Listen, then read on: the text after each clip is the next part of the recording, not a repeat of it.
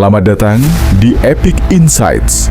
Hari ini kita akan membahas topik yang semakin panas di dunia geopolitik, strategi China di Asia Pasifik. Kawasan ini bukan hanya pusat ekonomi global, tetapi juga medan pertarungan pengaruh kekuatan besar dunia. China, sebagai kekuatan ekonomi terbesar kedua di dunia, kini memainkan peran sentral dalam dinamika ini. Ambisi geopolitiknya tak lagi bisa diabaikan. Pertanyaannya, apakah langkah China ini menciptakan peluang baru atau justru menjadi ancaman bagi stabilitas kawasan? Mari kita jelajahi lebih dalam.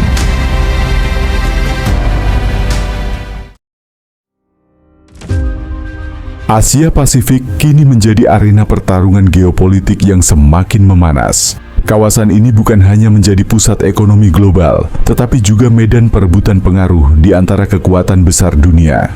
Di satu sisi, China dengan ambisi besar mencoba memperluas dominasi di kawasan ini melalui strategi yang mencakup kekuatan ekonomi, militer, dan diplomasi. Di sisi lain, Amerika Serikat yang merasa posisinya terancam terus mempertahankan pengaruhnya, termasuk melalui kehadiran militernya yang signifikan. Namun, di tengah dua kekuatan besar ini, negara-negara ASEAN seperti Indonesia dan Malaysia juga memiliki posisi strategis yang penting, tetapi juga penuh tantangan. Apa yang harus dilakukan ASEAN untuk menjaga stabilitas kawasan? Dan lebih jauh, apakah strategi China bisa memicu konflik besar, termasuk invasi terbatas ke Taiwan?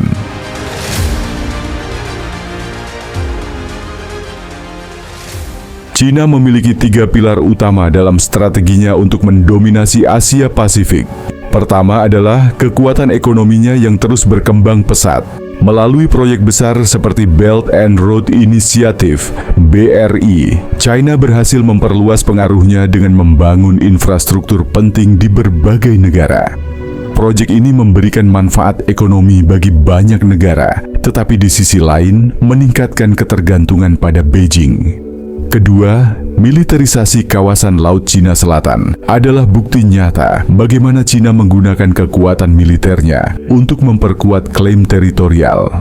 Pembangunan pangkalan militer di pulau-pulau buatan serta patroli rutin kapal angkatan lautnya menunjukkan ambisi besar China di kawasan ini. Dan ketiga, China menggunakan pendekatan diplomatik yang agresif namun strategis untuk menarik sekutu dan melemahkan aliansi yang dipimpin Amerika Serikat. Dampak dari strategi China ini sangat dirasakan oleh negara-negara ASEAN, termasuk Indonesia dan Malaysia. Bagi Indonesia, proyek infrastruktur seperti kereta cepat Jakarta-Bandung memberikan manfaat besar dari sisi ekonomi, tetapi di sisi lain meningkatkan ketergantungan pada Beijing. Selain itu, sengketa di Laut Natuna Utara menjadi ancaman serius bagi kedaulatan Indonesia. Kehadiran kapal-kapal militer dan nelayan China di kawasan ini menunjukkan bahwa Laut Natuna Utara adalah bagian dari ambisi strategis China. Malaysia juga menghadapi tantangan serupa. Proyek East Coast Rail Link, meskipun memberikan keuntungan ekonomi, juga menunjukkan bagaimana China menggunakan kekuatan ekonominya untuk memperluas pengaruh politiknya di Malaysia. Namun, perhatian dunia kini terfokus pada kemungkinan konflik di Taiwan. Taiwan telah lama menjadi titik panas dalam hubungan China-Amerika Serikat. Meskipun China menganggap Taiwan sebagai bagian dari wilayahnya, Taiwan telah menjalankan pemerintahan sendiri sejak akhir Perang Dunia II. Dengan meningkatnya ketegangan di kawasan, banyak yang percaya bahwa invasi penuh China ke Taiwan bukanlah opsi yang realistis karena risiko global yang besar. Sebaliknya, skenario invasi terbatas menjadi lebih mungkin.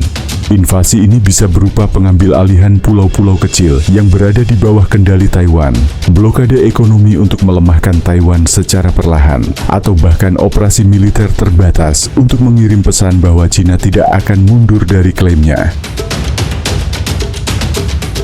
Dalam skenario ini, peran Amerika Serikat ini posisi ASEAN menjadi sangat strategis. Sebagai kawasan yang berada di antara dua kekuatan besar, ASEAN harus mampu memainkan peran sebagai penyeimbang. Indonesia, sebagai pemimpin de facto ASEAN, harus mengambil inisiatif untuk memperkuat solidaritas regional. Dialog multilateral di antara negara-negara ASEAN harus diperkuat untuk menghadapi ancaman bersama, baik itu dari konflik di Laut Cina Selatan maupun potensi eskalasi di Taiwan. Selain itu, ASEAN juga harus menjaga hubungan baik dengan Amerika Serikat dan China untuk memastikan bahwa kawasan ini tetap stabil.